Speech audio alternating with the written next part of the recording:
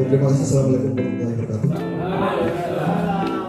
Ini adalah bintang yang kalian tunggu-tunggu sebagai calon guru penggerak angkatan ke-7 2997A. Pada kesempatan ini secara singkat saja saya akan memaparkan ada 3 materi yang harus dibagikan mengikuti dasar pada teman-teman di sekolah. Yang pertama itu adalah tentang filosofi pendidikan di Hajar Dewantara, itu modul 1.1. Kemudian modul 1.2 itu adalah tentang peran guru penggerak, nilai dan peran guru penggerak. Dan kemudian yang keempat, modul yang keempat, karena yang ketiga itu nanti kami menunggu waktu.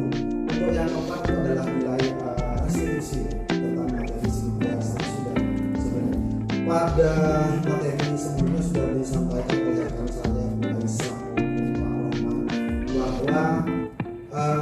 secara umum dapat saya simpulkan tentang pemikiran Ki Hajar Dewantara itu adalah tentang bagaimana kita harus memperlakukan murid sesuai dengan kodratnya masing-masing, dengan menyesuaikan pada kodrat alamnya juga, pada kodrat lingkungan sosiokulturalnya juga Bapak Ibu, dan kodrat zamannya.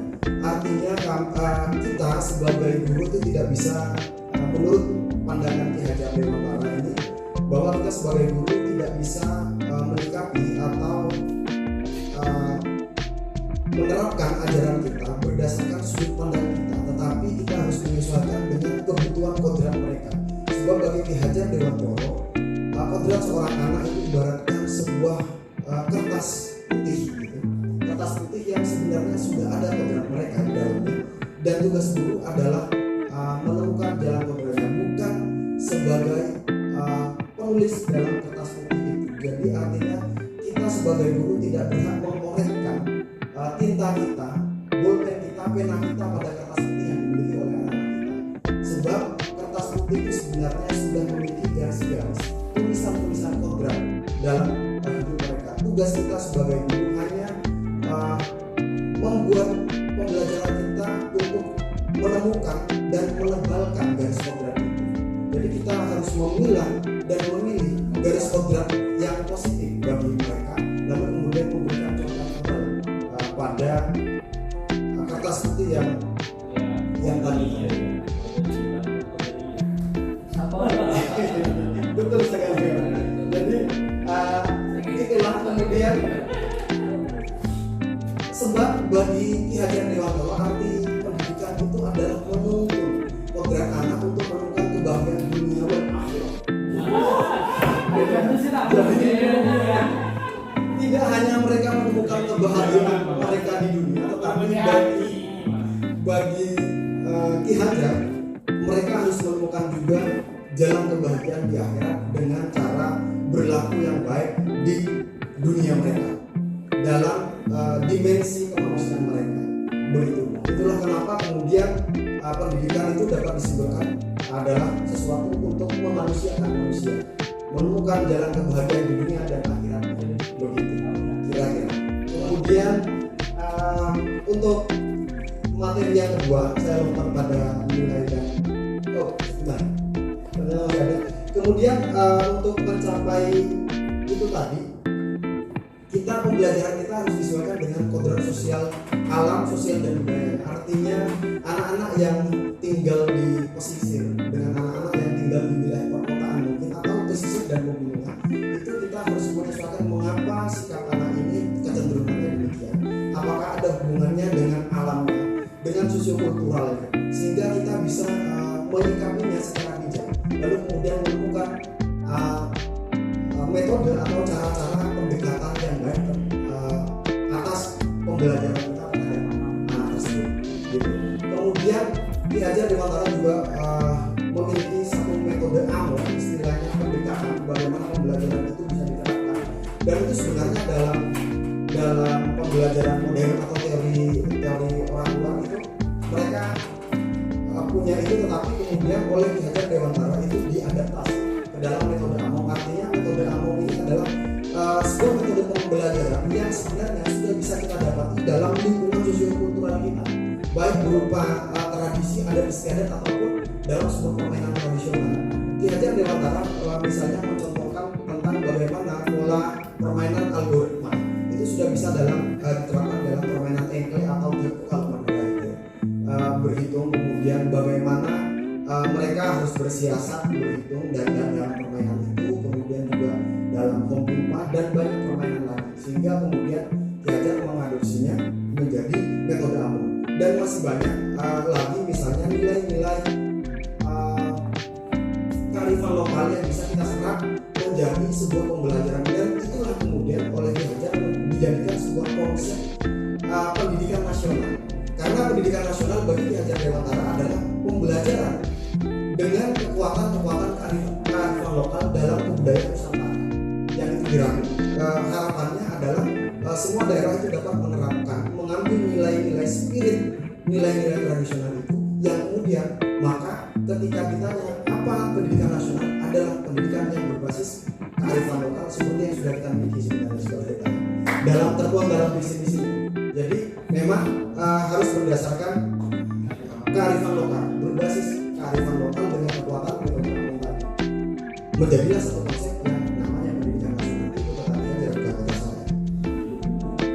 Kemudian lanjut saja Bapak Ibu pada materi berikutnya.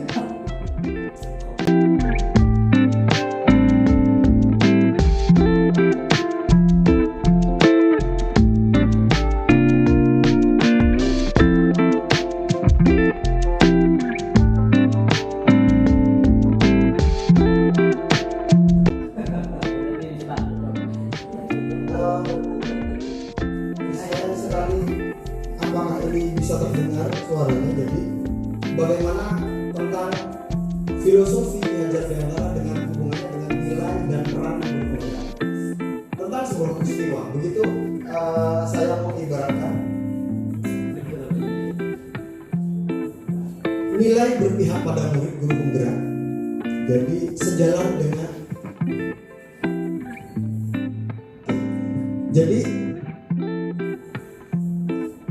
nilai berpihak pada murid, nilai-nilai guru penggerak sejalan dengan pernyataan KHD, yakni menghamba pada murid atau pembelajaran itu berfokus atau berpusat pada murid. Kemudian untuk mencapai tujuan pendidikan itu, yakni kebahagiaan lahir batin, pembelajaran harus sesuai dengan kodrat zaman dan alamnya. Kemudian kemandirian, belajar dapat mengejawantahkan merdeka belajar. Artinya spirit merdeka, kurikulum merdeka itu memang dilandasi dari Ki Hajar Dewantara.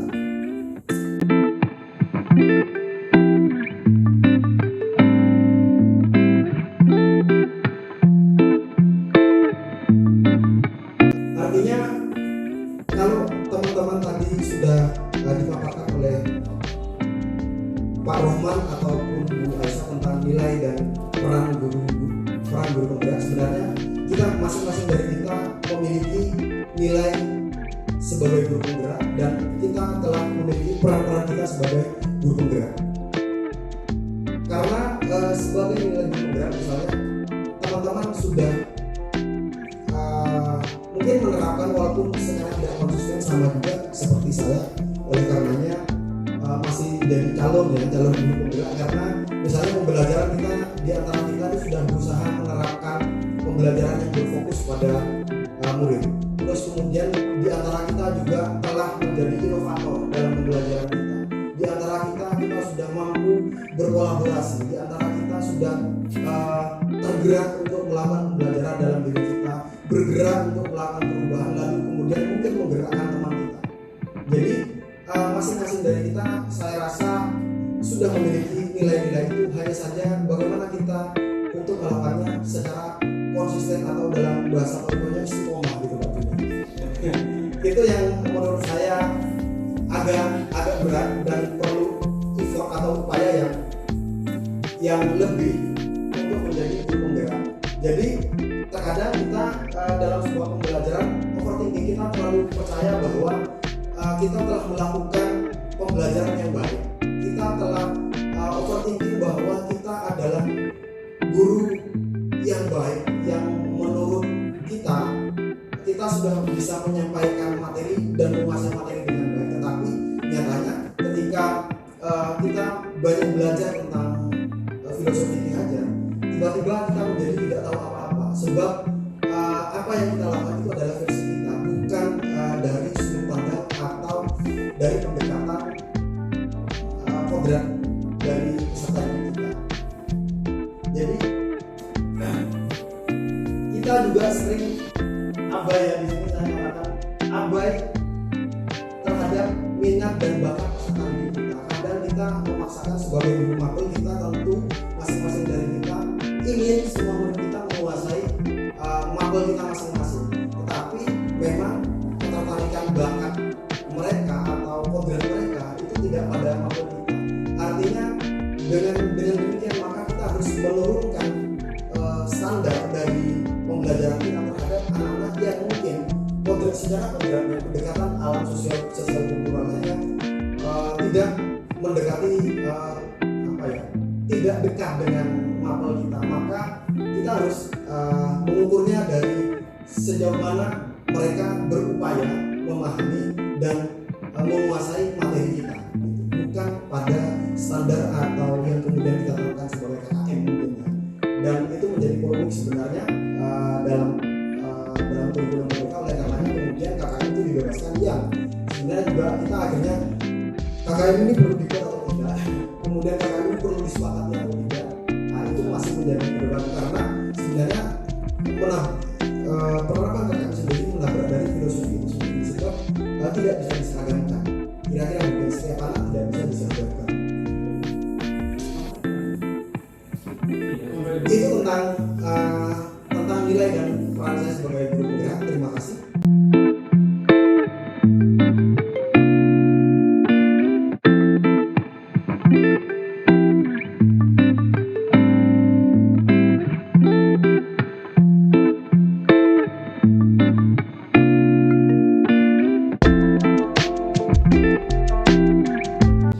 Saya akan menerangkan beberapa saja.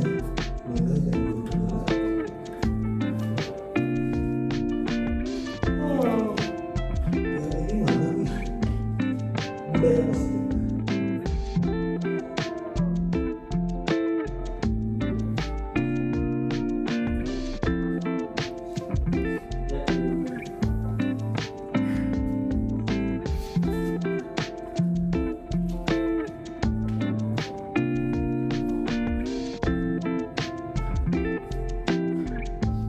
Baik, untuk materi yang ketiga, modul 1.4 itu tentang teori restitusi. Dan pada kesempatan ini saya langsung masuk saja pada teori motivasi hukuman dan penghargaan. Kita sebagai guru, seperti yang disampaikan oleh Pak Roman dan rekan-rekan juga Bu Aisyah yang lain, bahwa kita seringkali menghukum anak untuk membuatnya efektif. Kemudian kita lupa bahwa ternyata hukuman itu adalah perbuatan yang tindakan penanganan yang sangat membekas kepada murid kita, bahkan mungkin bertahun-tahun, bahkan ketika mereka telah menjadi orang tua, dia akan ingat, bahkan akan menjadi dendam bagi mereka. Kenapa pada saat itu mereka dihukum, sementara tanpa guru atau kita dalam melakukan itu tanpa mengkonfirmasi terlebih dahulu mengapa mungkin mereka terlambat, dia terlambat, lalu tiba-tiba saja kita langsung memberikan hukuman yang kemudian itu menjadi membekas, walaupun sebagai misal di antara anak didik kita itu kadang-kadang hukuman itu akan menjadi cerita tersendiri yang barangkali indah atau barangkali juga tetap menyakitkan. Kemudian ada satu lagi tentang teori penghargaan. Penghargaan memang adalah bentuk apresiasi kita kepada anak didik kita terhadap hal yang telah mereka lakukan dan menurut kita bernilai positif. Tetapi penghargaan pun dapat membuat peserta didik itu berefek negatif bagi peserta didik kita. Reward, penghargaan itu dapat bermakna positif, bermakna negatif bagi peserta didik kita. Sebab mereka ketika kita berikan reward atau penghargaan berupa pujian saja atau berupa hadiah, maka selanjutnya ketika mereka mengerjakan sesuatu tugas, pelajaran dan lain-lain, mereka selalu berharap penghargaan dari kita. Ketika kita tidak memberikan penghargaan kepada mereka, maka apa yang terjadi adalah kekecewaan. Ini buruknya dari penghargaan. Akhirnya ada disebut dalam sebuah statement gitu tentang teori penghargaan. Ini adalah terhukum oleh penghargaan. Jadi kita merasa dihukum oleh penghargaan. Pada saat itu saya menganggap bisa ya, ternyata kita menjadi terhukum karena penghargaan. Dihukum oleh penghargaan ternyata memang bisa terjadi. Sebab dalam melakukan sesuatu, anak didik kita, peserta didik kita ingin mendapatkan penghargaan. Ketika mereka misalnya ikut lomba, lalu kemudian karena tidak diberi penghargaan, pada saat itu mereka kecewa. Karena biasanya mereka menang lalu disanjung dalam banyak hal, misalnya dalam rapat atau di sekolah ada banner, lalu kemudian mereka diwacarakan dan lain-lain. Kemudian ketika mereka kalah, begini ya penghargaan sekolah gitu. Mereka telah merasa selalu diberikan penghargaan, tetapi tiba-tiba mereka tidak mendapatkan. Maka mereka terhukum atas penghargaan itu dengan rasa kecewa. Nah, berbeda dengan restitusi, karena restitusi saya simpulkan bahwa ini adalah metode yang paling ideal menurut saya. Sebab restitusi dia menerapkan tadi ada segitiga restitusi, bagaimana restitusi itu konfirmasi dulu mengapa kamu melakukannya, kemudian apa akibatnya, sebenarnya kemudian yang terakhir kita melakukan pembenahan, memperbaiki identitas mereka, menstabilkan identitas. Artinya anak yang terlambat itu tadi seperti apa yang dijelaskan juga, bahwa kenapa kamu terlambat, kita konfirmasi dulu apa alasannya. Kemudian kita tahu bahwa tindakan apa yang perlu diambil oleh anak ini. Jadi kalau memang kamu terlambat, kamu tahu kan misalnya konsekuensi dari terlambat. Kalau kamu misalnya saya ngasih poin 10, kamu tahu karena poin 10 itu karena kamu terlambat ya, maka ada sebuah dialog yang membuat mereka mengiyakan dan menerima, menyetujui apa tindakan kita. Lalu kemudian tahap yang terakhir dalam segitiga restitusi itu adalah menstabilkan identitas mereka. Artinya dengan untuk tidak mengulangi, untuk itu misalnya kalau terlambat kamu ruginya apa, kamu tidak bisa ikut ulangan, atau kamu kehilangan 10 menit waktu jam pelajaran sehingga kamu waktunya istirahat kamu harus 10 menit tidak istirahat untuk mengganti jam pelajaran yang hilang misalnya. Itu adalah konsekuensinya. Jadi sebaiknya tidak terlambat kan? Iya Bapak, sampai dia menerima, kira-kira demikian. Kemudian apa yang kita lakukan sebenarnya tadi 5 posisi kontrol. Tadi yang paling penting memang adalah posisi manajer, karena tadi ada pembuat rasa bersalah, kemudian penghukum, pembuat rasa bersalah, kemudian pemantau, terus dan yang terakhir itu adalah manajer. Posisi manajer itulah yang mestinya kita upayakan untuk bisa mengaplikasikan nilai-nilai dan peran kita sebagai guru penggerak dan untuk menciptakan merdeka belajar dalam dunia pendidikan kita. Kira-kira demikian yang bisa saya sampaikan Bapak Ibu.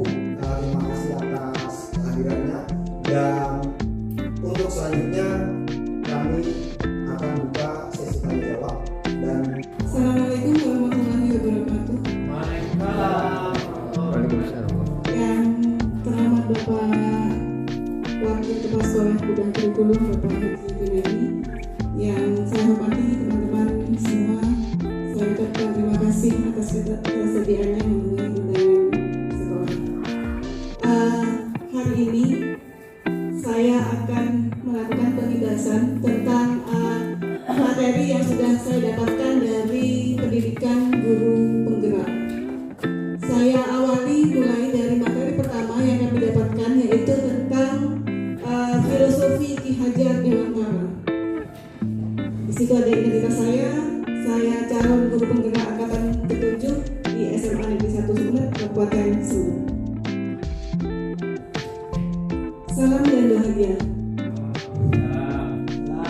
Manusia merdeka adalah manusia yang hidupnya lahir atau batin tidak tergantung pada orang lain, akan tetapi bersandar atas kekuatan sendiri.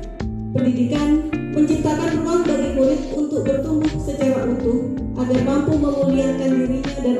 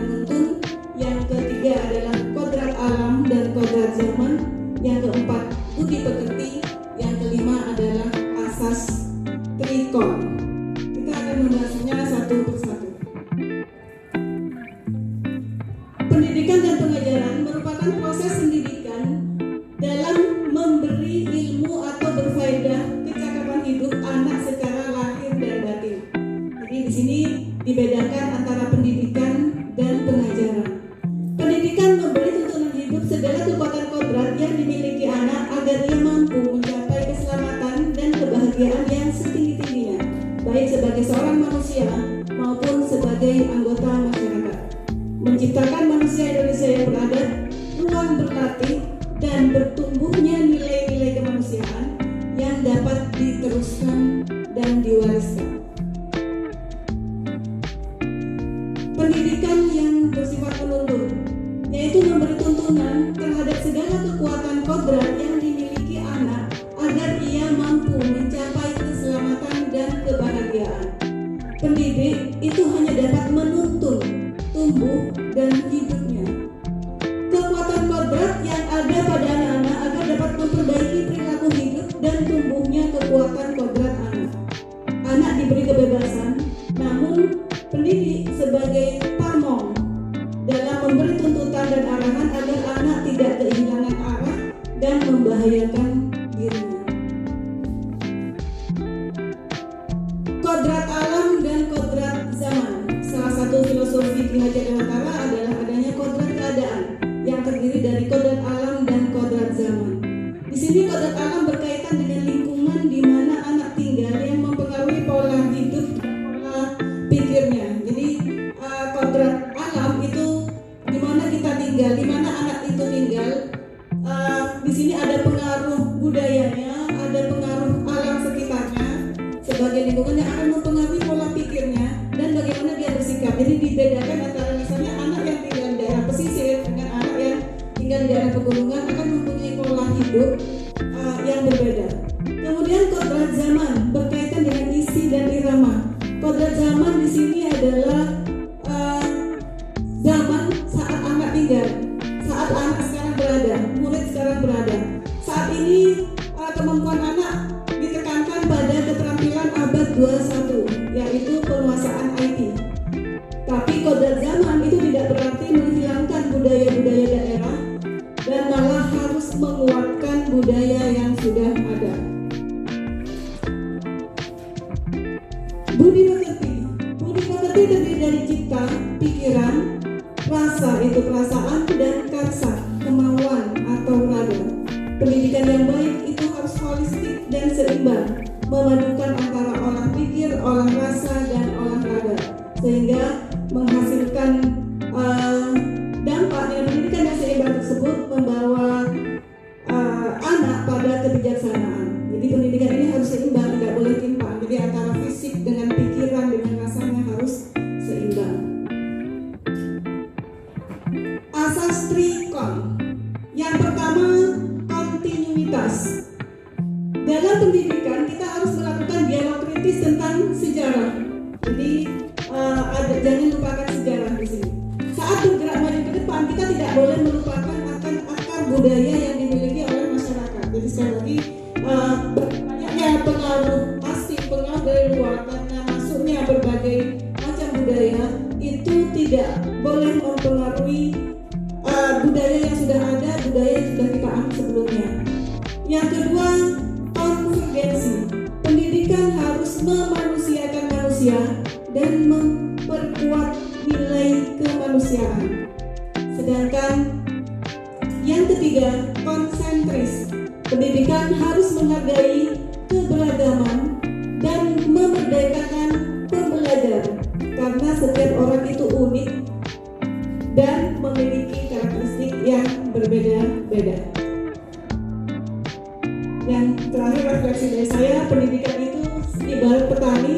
Seorang petani itu bercocok tanam dengan segala jenis tanaman. Jika seorang petani menanam padi, maka petani itu harus memperlakukan padi sesuai dengan apa yang padi butuhkan sehingga nanti menghasilkan padi yang terbaik. Jadi kalau menanam padi jangan berharap untuk tumbuh jagung. Demikian juga seorang anak harus diperlakukan sesuai dengan potensi, bakat, dan minatnya sehingga kelak dia menjadi seorang profesional.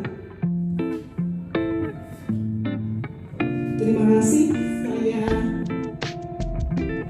lanjutkan ke 1.2 tentang topik yang kedua. 1.2 di sini membahas tentang nilai dan peran guru penggerak sebenarnya. Nilai dan peran guru penggerak.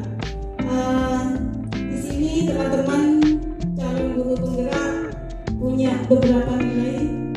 Yang pertama, berpihak pada murid. Yang kedua, mandiri. Yang ketiga, ketiga reflektif, yang keempat kolaboratif, yang kelima adalah motivasi. Di sini terkait dengan nilai guru penggerak, manusia itu selalu tergerak, ya, dengan memahami manusia, kerja otak manusia, benar salah, berpikir cepat lambat, kemudian berpikir tentang 5 kebutuhan dasar manusia, tahap tumbuh dan kembang anak. Kemudian lebih luas lagi, manusia itu manusia yang merdeka, selalu bergerak. Di sini dipahami dengan mempelajari teori pilihan motivasi intrinsik. Yang kedua, menuju profil pelajar Pancasila dan nilai guru penggerak. Kemudian yang lebih luas adalah menuntun kekuatan kodrat manusia, jadi menggerakkan. Guru penggerak itu selalu tergerak, bergerak dan menggerakkan komunitas di lingkungan sekitarnya. Seperti yang disebutkan tadi, ada 5 nilai guru penggerak. Yang pertama, berpihak pada murid. Dalam pendidikan itu murid adalah sebuah subjek yang memang fokus kita sebagai seorang pendidik itu selalu berorientasi pada murid. Bagaimana murid bisa mengembangkan semua potensinya, bagaimana menghasilkan murid yang mandiri, yang terampil dan menguasai apa yang dibutuhkannya. Kemudian nilai yang kedua itu nilai mandiri. Di sini ada daya saing tentang daya penting, keahlian, penguasaan diri. Jadi mandiri, bagaimana guru penggerak itu mandiri, melakukan, punya motivasi dari dalam dirinya sendiri untuk selalu memberikan yang terbaik pada murid, mencari berbagai sumber media pembelajaran yang baik, sehingga dan mengikuti berbagai komunitas-komunitas pendidikan untuk belajar sehingga nanti bisa diterapkan pada pembelajaran di kelasnya. Kemudian nilai yang ketiga adalah reflektif. Seorang guru penggerak itu harus melakukan refleksi, melihat pengalaman-pengalamannya, baik itu pengalaman dari dirinya sendiri atau pengalaman dari orang lain.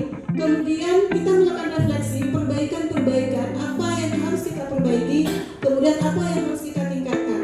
Tetapi guru penggerak tidak hanya berhenti pada berefleksi saja, tetapi melakukan beraktivitas, memperbaiki yang kita merasa kurang tadi, dan meningkatkan apa yang kita sudah pikir baik. Kemudian nilai yang keempat adalah kolaboratif. Di sini seorang guru penggerak harus mampu bekerja sama, baik dengan pimpinan kepala sekolah, kemudian bekerja sama dengan rekan-rekan sejawat, teman-teman sekalian, bekerja sama dengan lingkungan di luar sekolah, dengan wali murid, dengan komunitas-komunitas yang ada di luar sekolah, maupun dengan masyarakat yang akan mendukung kegiatan kita di sekolah. Jadi guru penggerak harus mampu berkolaborasi, bekerja sama. Nilai yang terakhir adalah nilai inovatif. Guru penggerak harus selalu berkembang, mengembangkan semua potensi kemampuan yang dimilikinya untuk memberikan pembelajaran yang inovatif, yang kreatif, sehingga membuat murid menjadi tertarik, murid menjadi lebih mudah untuk memahami materi pembelajaran yang kita berikan. Yang kedua, peran guru penggerak. Peran guru penggerak yang pertama menjadi pemimpin pembelajaran, yang kedua menjadi coach bagi guru lain, yang ketiga mendorong kolaboratif, yang keempat mewujudkan kepemimpinan murid, yang kelima menggerakkan komunitas praktisi. Di sini, jadi gambar di situ menunjukkan bahwa semua nilai yang ada tadi, semua lima nilai yang saya jelaskan tadi tentang berpihak pada murid, mandiri, kolaboratif, reflektif, dan inovatif, itu adalah bagian dari peran guru penggerak sebagai pemimpin pembelajaran. Kemudian sebagai seorang pemimpin pembelajaran, guru penggerak mempunyai harapan, mempunyai semangat, mempunyai antusiasme untuk melakukan perbaikan-perbaikan dengan metode inquiry apresiatif atau di sini diterapkan dengan bagja. Kemudian di sini di filosofi PHD tadi adalah sistem AMO, bahwa menuntun murid sehingga nanti masuklah ke masing-masing peran sebagai coach, sebagai pendorong mendorong kolaborasi, kemudian mewujudkan kepemimpinan murid dan menggerakkan komunitas praktisi. Oke, kita bahas satu persatu. Menjadi coach bagi guru lain yaitu menjadi pelatih, coach atau mentor bagi guru lain untuk pembelajaran yang berpusat pada murid. Jadi kita tidak boleh enggan untuk berbagi apapun pengetahuan yang kita miliki kepada teman-teman rekan sejawat. Kemudian mampu melakukan perubahan di institusi dengan membantu guru lain. Semoga kami juga bisa membantu teman-teman. Yang ketiga adalah mendorong kolaborasi, bekerja sama dengan rekan sejawat untuk mencapai tujuan tersebut. Jadi ada bekerja sama dengan semua lingkungan sekolah dan di luar lingkungan sekolah. Di luar lingkungan sekolah di sini bisa dengan wali murid, bisa dengan komunitas praktisi atau NGMP, atau bisa dengan masyarakat.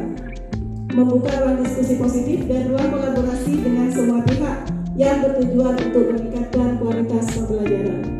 Kemudian mewujudkan kepemimpinan di sini, kepemimpinan murid, menuntun murid agar mereka belajar merdeka dan merdeka belajar. Kemudian adanya interaksi antara guru dan murid berlandaskan kasih sayang antara orang tua dan anaknya. Kemudian mengembangkan diri dalam komunitas praktisi, di sini aktif ya, guru penggerak harus aktif dalam kegiatan MGMP, forum diskusi ilmiah, baik itu melalui organisasi PGRI ataupun IGI.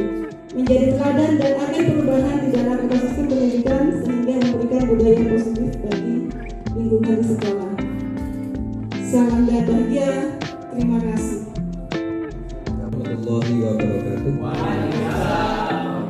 Alhamdulillah, terima kasih kami sampaikan kepada Bapak Ibu yang berkenan hadir dalam rangka untuk menyampaikan pembahasan yang pertama, yakni filosofi Ki Hajar Dewantara. Pada prinsipnya filosofi Ki Hajar Dewantara ini memberikan dasar pemikiran kepada kita. Jadi ketika kita mengajar menyampaikan itu pondasinya itu ya filosofi dari Ki Hajar Dewantara ini, gitu ya. Nah, apa filosofi dari Ki Hajar Dewantara? Yang pertama adalah pendidikan dan pengajaran. Kita sudah tahu semua bahwa yang namanya pendidikan itu adalah membuat anak menjadi lebih baik. Kuncinya itu. Jadi bagaimana cara kita di samping sebagai guru, yakni tugas utama di situ adalah mengajar, menyampaikan segala sesuatu yang memang punya manfaat, tentu sesuai dengan kompetensi kita masing-masing, gitu ya. Artinya kalau kita guru biologi yang menyampaikan materi yang bermanfaat di bidang biologi dan sebagainya. Kemudian yang kedua adalah pendidikan. Nah, pendidikan ini memberikan tuntunan, kuncinya adalah untuk mencapai keselamatan dan kebahagiaan. Jadi itu yang kata kunci pokok di dalam pendidikan. Tentu kebahagiaan di mana? Ya tentu di dunia dan di akhirat. Jadi fungsi guru ada dua itu. Kemudian yang berikutnya adalah pendidikan itu menuntun. Jadi kita sebagai guru itu menuntun. Ya, bagaimana ketika kita menuntun sesuai dengan tujuan tadi, yakni mencapai keselamatan dan kebahagiaan. Dan tiap anak itu memiliki potensi masing-masing, gitu ya. Punya kodrat yang kita tidak memaksakan. Kadang-kadang dalam kita mengajar itu memaksa anak harus bisa, gitu ya. Nah, maka itu susah. Kenapa? Karena tiap anak memiliki kompetensi masing-masing, gitu ya. Jadi pendidikan adalah menuntun sesuai dengan kekuatan kodrat yang dimiliki anak masing-masing. Kemudian pendidik juga diberatkan sebagai seorang petani. Tentu petani akan merawat tanamannya itu dengan baik, dipupuk, disiram, dihilangkan hamanya dan sebagainya. Kemudian sebagai guru pun juga kita seperti itu, gitu ya. Kemudian berikutnya titik tekan filosofi Ki Hajar Dewantara juga di dalam budi pekerti. Kita memiliki pikiran, kemudian memiliki perasaan dan kemauan. Dan penanaman budi pekerti yang penting juga di situ disebutkan keluarga. Nah, budi pekerti itu merupakan keseimbangan antara cipta. Cipta itu berarti pemikiran kita, akal kita. Kemudian yang kedua adalah rasa perasaan kita, dan kemudian adalah karsa, kekuatan yang kita miliki, dan semuanya itu kemudian muncul menjadi sebuah karya. Itu adalah budi pekerti. Dan harapan kita akan menyampaikan pembelajaran dengan harapan nanti peserta didik kita memiliki budi pekerti yang baik, ya.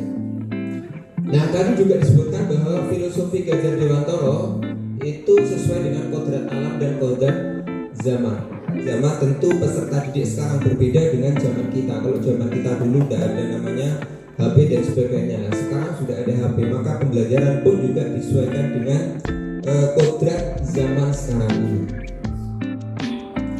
Kalau bisa. Kemudian berikutnya adalah prinsip trikon, gitu ya, diusahakan, gitu ya, diusahakan, gitu ya, diusahakan.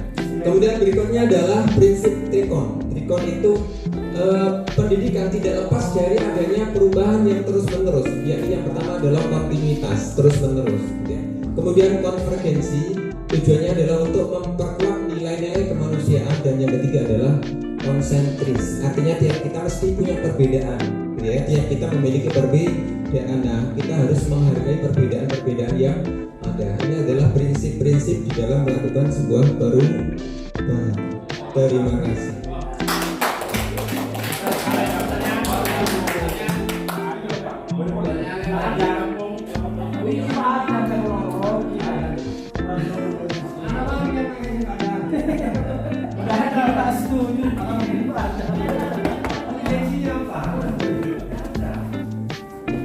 Assalamualaikum warahmatullahi wabarakatuh.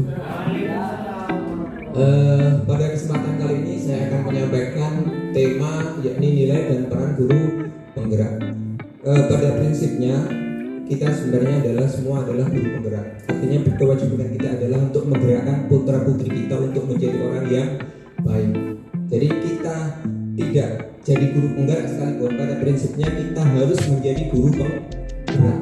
Nah, kemudian ketika panjenengan semua nanti ikut menjadi guru penggerak, maka itu adalah baju bagi kita untuk menjadi lebih bersemangat bagaimana kemudian kita menjadi guru penggerak. Jadi saya ucapkan selamat kepada Bapak Ibu semua menjadi calonnya CGP, calonnya calon guru penggerak. Kalau sekarang kami bertiga adalah calon guru penggerak, maka Bapak Ibu sekarang adalah merupakan calonnya calon guru penggerak. Nanti daftar. Nah, apa nilai dari peran guru penggerak? Yang pertama, untuk nilai guru penggerak, yang pertama berpihak pada murid, kemudian kedua reflektif, yang ketiga mandiri, empat kolaboratif, dan yang kelima adalah inovatif. Jelas, jadi semua yang kita lakukan harus berpihak pada murid. Dan kemudian beberapa hal yang juga kita garis bawahi. Sebagai manusia ada 3 kata kunci. Yang pertama adalah tergerak, bergerak, dan menggerakkan. Artinya apa? Setiap kita punya sesuatu yang ada di dalam diri kita yang mampu memberikan dorongan kepada kita, gitu ya, sehingga kita mau bergerak, gitu ya.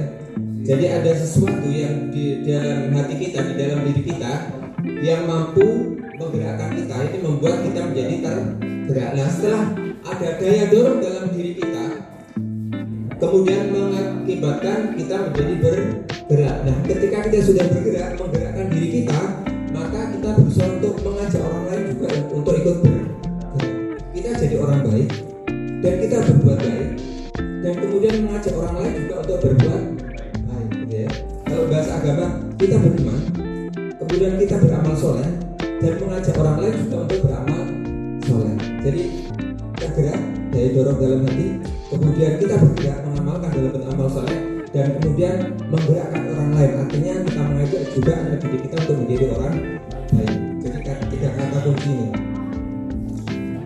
Kemudian peran guru penggerak, yang pertama adalah menjadi pemimpin pembelajaran jelas, gitu ya. Kemudian yang kedua adalah menjadi cut bagi guru yang lain. Artinya kita harus selalu meningkatkan kompetensi kita, dan ketika kita sudah punya sesuatu untuk kita berikan, maka kita akan berikan kepada teman kita, saling tular menular, gitu ya. Dan kita juga belajar dari teman yang lain. Kemudian yang ketiga adalah mendorong kolaborasi untuk bekerjasama dengan teman yang lain. Kemudian mewujudkan kepemimpinan murid. Jadi siswa sekarang itu bisa jadi kemudian akan menjadi pemimpin di masa depan, gitu ya. Jadi itu yang keempat, mewujudkan kepemimpinan murid. Kemudian yang kelima adalah menggerakkan komunitas praktisi.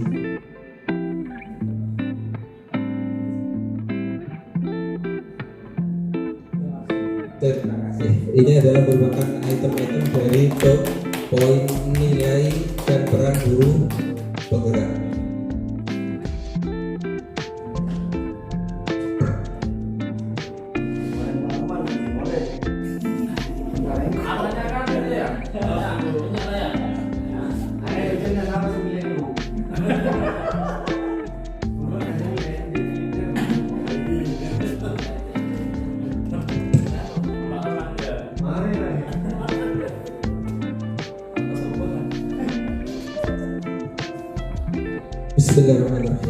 Assalamualaikum warahmatullahi wabarakatuh.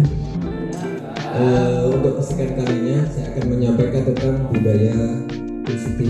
Jadi lembaga pendidikan yang kita tempati sekarang ini, di mana kita bekerja, harapannya adalah membuat kita enak dalam mengajar dan siswa enak dalam belajar. Jadi kata kuncinya, kita enak dalam belajar, kita enak dalam mengajar, dan kemudian siswa merasakan kenyamanan dalam belajar. Jadi semuanya itu serba enak. Berangkat sekolah dengan enak, dengan tenang, kemudian nyampe ke sekolah muridnya juga nyaman dalam belajar. Jadi kata kuncinya di situ. Nah, kemudian bagaimana caranya agar guru enak dalam mengajar dan juga siswa enak dalam belajar? Makanya perlu diciptakan yang namanya budaya positif. Jadi ketika semua hal itu positif, maka efeknya pada anak kita, anak peserta didik kita pun juga enak, kepada guru yang mengajar pun juga enak, gitu ya. Nah, pada prinsipnya apa yang dilakukan manusia itu karena untuk memenuhi kebutuhan dasar, ya. Nah, kebutuhan dasar manusia itu apa saja? Bertahan hidup, kemudian kasih sayang, kebebasan, kesenangan, dan penguasaan. Jadi aktivitas yang dilakukan anak itu pada prinsipnya mengacu untuk memenuhi kebutuhan dasar ini, gitu ya. Jadi anak kemudian bercanda dengan temannya, maka kebutuhan dasar yang mereka ingin penuhi adalah kesenangan. Kemudian anak membantu atau membantu temannya dalam belajar, maka di situ kebebasan atau kebutuhan akan mendapatkan pengakuan atau penguasaan. Jadi semua yang dilakukan anak itu adalah punya alasan dan untuk memenuhi kebutuhan dasar manusia. Nah, kemudian yang juga menjadi kata kunci adalah mana disiplin. Nah, kemudian disiplin ini berarti artinya adalah bertanggung jawab terhadap apa yang dilakukan oleh peserta didik. Nah, disiplin ini diharapkan dilakukan dari faktor dalam diri. Jadi bukan karena faktor orang lain, tapi dari dalam diri peserta didik, gitu ya. Nah, yang menjadi nilai kebajikan universal yang akan menjadi tujuan kita adalah menjadikan peserta didik yang memiliki profil pelajar Pancasila, beriman bertakwa, kemudian mandiri, bernalar kritis, berkebinekaan global, bergotong royong, dan kreatif. Sangat mulia tujuannya, gitu ya. Kemudian yang berikutnya adalah 3 motivasi perilaku manusia. Yang pertama, peserta didik kita ketika kemudian mereka melakukan sesuatu bisa jadi karena faktor yang pertama, yaitu untuk menghindari ketidaknyamanan atau hukuman. Mereka berangkat pagi-pagi, kenapa? Bisa jadi karena supaya tidak disanksi oleh tim tatip mungkin ya, atau guru yang lain, gitu ya.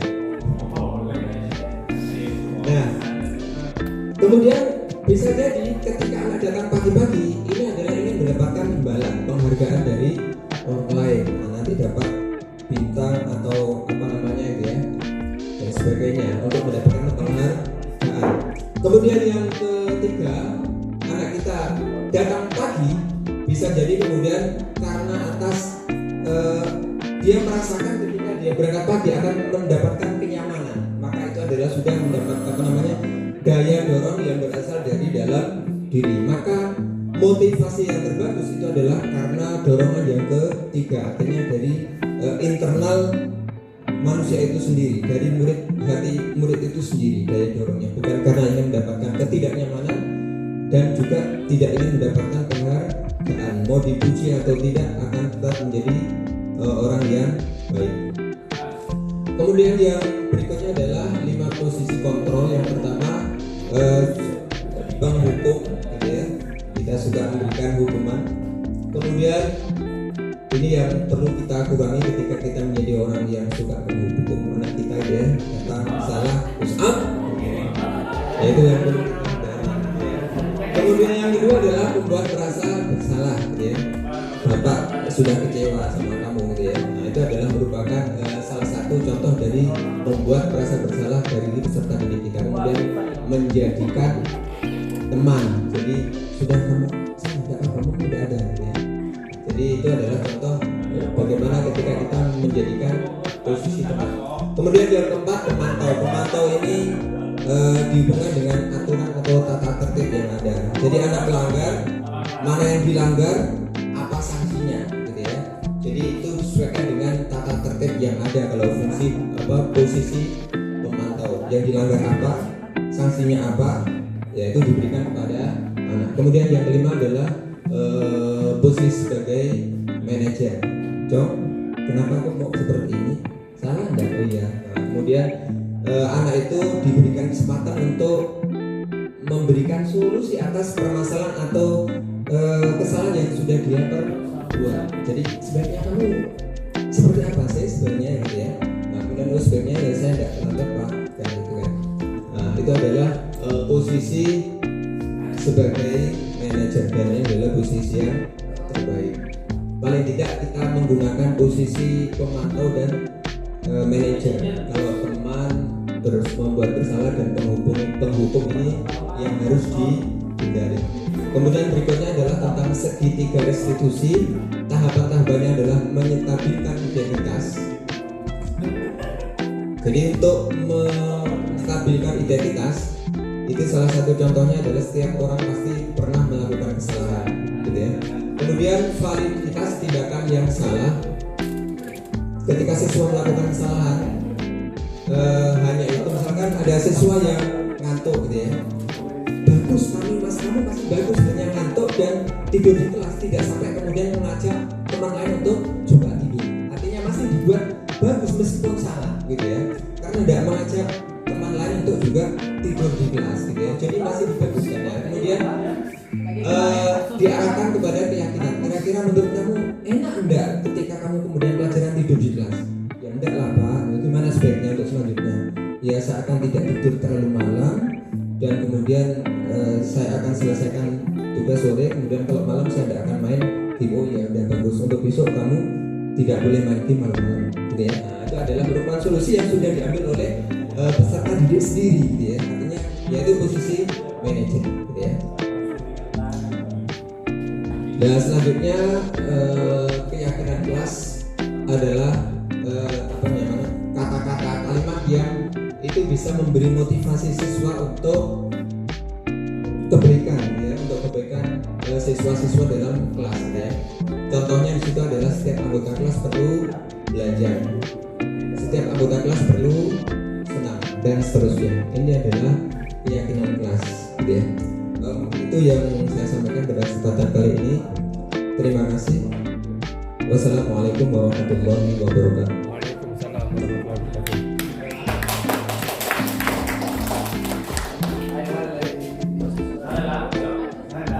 Menarik diskusi dan Bapak Ibu sekalian. Yang pertama tentang peran guru sebagai penuntun. Kata menuntun itu menurut pikiran saya, sepengetahuan saya sendiri, ini adalah dia tidak meniscayakan manusia yang bisa ditingkatkan kompetensinya atau dipercepat kemampuannya. Karena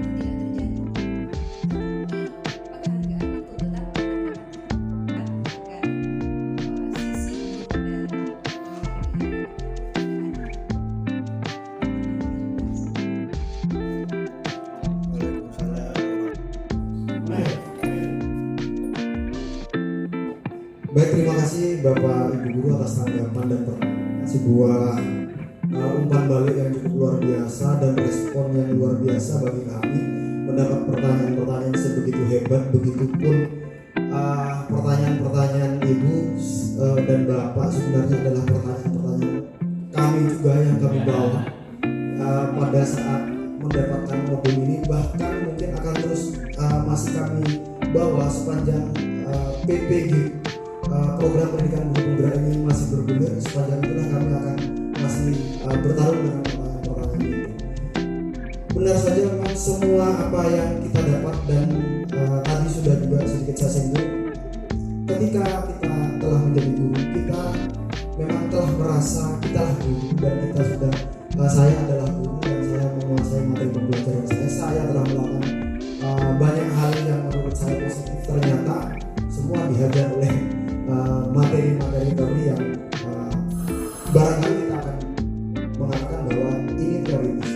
Misal saja ketika tadi ada pelanggaran siswa begitu yang merokok, apa tindakan kita. Nah, kalau dalam sedikit peran 5 posisi kontrol dalam teori restitusi itu ada posisi manajer, dan di posisi manajer itu memang kita sebelum memberikan hukuman kepada anak yang merokok, kita jumpai anak merokok, apa tindakan kita. Dalam teori itu ya akan tetap dikatakan bahwa kita harus mengkonfirmasi dulu kesalahan mereka, alasan mereka itu apa, dan itu biasanya disandarkan pada kebutuhan manusia. Dari teori tadi ada 5 kebutuhan manusia. Jadi ada tentang dia ingin bertahan hidup, survival. Apakah dia merokok itu karena dia kebutuhan hidup dia? Apakah dia merokok karena dia sebenarnya ingin dipuji temannya? Ada pengakuan, ada eksistensi juga kebutuhannya. Kemudian ada rasa kasih sayang. Apakah dia ingin sengaja mencari perhatian kita sebagai bintang itu? Maka kita kasih sayang yang mereka perlukan gitu. Kira-kira kita harus mengkonfirmasi itu dulu sebelum kemudian kita melakukan penanganan. Lalu kemudian ketika kita tahu motifnya, baru kita stabilkan identitasnya. Bahwa misalnya merokok dapat merugikan keuangan anak. Kalau kita sebagai perokok kan tentu kita tidak bisa mengatakan merokok dapat merugikan kesehatan. Seperti apa yang nilai-nilai yang kemudian kita akan. Dan yang kedua biasanya itu biasanya disarankan selain berdasarkan teori kebutuhan itu, kita harus melihat bagaimana kita telah membuat kesepakatan kelas. Ada juga kemudian dalam budaya positif itu kesepakatan sekolah yang jauh lebih besar. Artinya kenapa kemudian dalam sekolah kita saya mengatakan tatip itu sepertinya perlu dievaluasi ulang, dan bagian-bagian mana yang menurut sudut pandang anak didik kita yang sudah tidak sesuai dengan konteks zaman mereka. Jadi kalau mereka sudah menyetujui itu, maka kita kembalikan. Nah, dalam kesepakatan sekolah kita yang kita tuangkan dalam tatip, merokok di sekolah adalah sebuah pelanggaran. Nah, itu adalah upaya menstabilkan identitas mereka.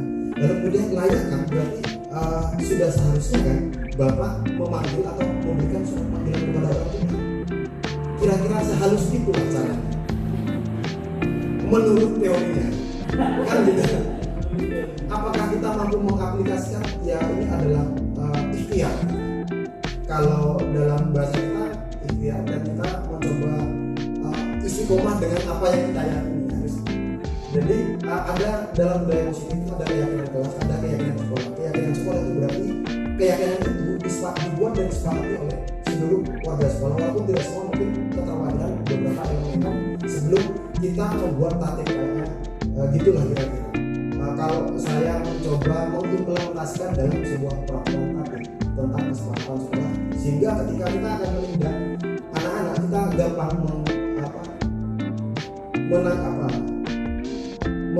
menanggapi dan menangani cara menangani mereka. Bagaimana kita mengkonfirmasi kesalahannya dan seterusnya. Kemudian tentang reward itu mengurangi tentu saya pada saat itu seperti dipukul-pukul kepala saya, kenapa reward itu menjadi hukuman gitu. Pada reward itu kan adalah sebuah penghargaan yang diberikan, apresiasi yang diberikan kepada anak tersebut, kepada siswa. Lalu kenapa kemudian bisa menjadi hukum? Ya, menurut menurut teori dari para pakarnya itu yang melakukan pendidikan itu, bahwa reward itu akan memberikan pengharapan terhadap sesuatu. Artinya reward itu akan menjadi landasan dan motivasi dalam mereka melakukan tugasnya. Dalam mereka melakukan, misalnya dalam lomba, saya ingin ikut lomba untuk supaya kita dapat reward dari sekolah, bukan supaya, harusnya yang benar menurut konfirmasinya adalah seharusnya ketika kita ikut lomba, saya ingin tahu sejauh mana kemampuan saya, bagaimana daya saing saya, dan seterusnya, bukan diorientasikan sebagai reward. Maksudnya reward akan menjadi hukuman ketika reward telah menjadi motivasi dalam melakukan sesuatu. Kemudian menghamba pada murid itu sebenarnya secara kalau Ki Hajar itu menjelaskannya, ya karena pembelajaran harus berpusat pada murid, kemudian guru harus karena kita harus menyesuaikan pembelajaran kita terhadap kodrat mereka seperti apa, kemudian sosial budaya di lingkungan dia seperti apa, zaman mereka hari ini apa. Lalu kemudian kalau demikian kita adalah pelayannya, kalau demikian kita adalah hamba pendidikan untuk berpusat pada anak, berarti kita harus menjadi penghamba atau pelayannya anak-anak, kira-kira begitu. Tentang konsepnya Sayyidina Umar juga pernah disampaikan oleh salah satu teman JGB yang lain, dan itu diperkenalkan. Namun jawaban yang kami dapat, tetap saja semua hal itu tidak bisa dibandingkan. Tetapi yang kita lakukan, Bapak Ibu, kita ikhtiarkan bahwa tindakan dan tujuan kita baik, dan kita tidak boleh berhenti untuk menebar kebaikan. Itulah kenapa kita harus bergerak dan bergerak. Kira-kira begitu. Jika misalnya nilai, ada banyak nilai, sekian banyak nilai yang baik, kita bisa memilih nilai mana yang kita yakini untuk kita terapkan. Artinya kemudian ujung dari jawaban itu adalah niat dan usaha kita. Guru yang baik adalah guru yang benar-benar ikhlas, gitu. Katanya masuk kelas dan ikhlas mengajar. Itu intinya. Katanya begitu. Mau nilai apa yang kita bawa, yang penting kita masuk kelas dengan ikhlas dan melayani pertanyaan mereka, apa kesulitan mereka, menemani proses belajar mereka, maka kita lagi bergerak.